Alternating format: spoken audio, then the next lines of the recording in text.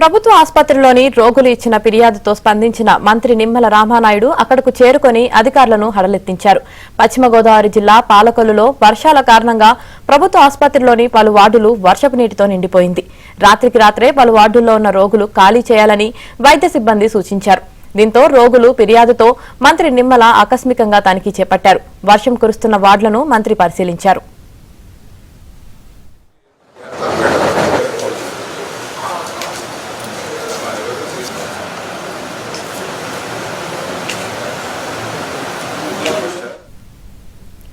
వాన నీరు లీక్ అవుతున్న చోట్ల మరమ్మతులు చేయాలని అధికారులను ఆదేశించారు మంత్రి నిమ్మల. అనంతరం పక్కనే నిర్మాణంలో ఉన్న 100 పడకల ఆసుపత్రి భవనాన్ని మంత్రి పరిశీలించారు.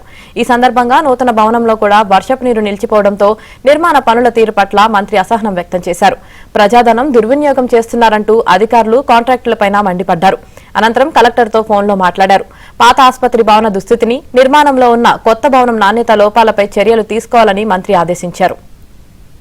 ఏదైతే ఓల్డ్ బిల్డింగ్ మరి ప్రమాదభరితంగా ఉండడం వల్ల ఆ పెచ్చులు ఊడి మరి ఆ పేషెంట్స్ మీద పడేటువంటి పరిస్థితి ఉండడంలో మరి ఏదైతే ఎమర్జెన్సీ వరకు కొంత బాగున్న చోట ట్రీట్మెంట్ చేసుకుంటూ మిగిలిన వాళ్ళని మరి తాత్కాలికంగా కొద్దిగా నర్సాపురం కానీ లేదంటే ఇటు తణుకు కానీ చూసుకుంటూ త్వరితగతంగా ఏదైతే ఆ కొత్త భవనాన్ని కూడా మరి ఆ యొక్క రిపేర్స్ ఏదైతే ఇంకా బ్యాలెన్స్ వర్క్స్ ఏవైతే ఉన్నాయో అవి కంప్లీట్ చేసి ఇమ్మీడియట్లీ మనం ఎంత తొందరగా అది పూర్తి చేసుకోగలిగితే అంత తొందరగా ఇక్కడ పేషెంట్స్కి మనం వాళ్ళకి అవకాశం ఇచ్చినట్టు ఉంటుంది, వాళ్ళ బాగోగులు చూసుకునే అవకాశం ఉంటుంది. అంచేత ఆ రకంగా పనిచేయాలని చెప్పేసి మరి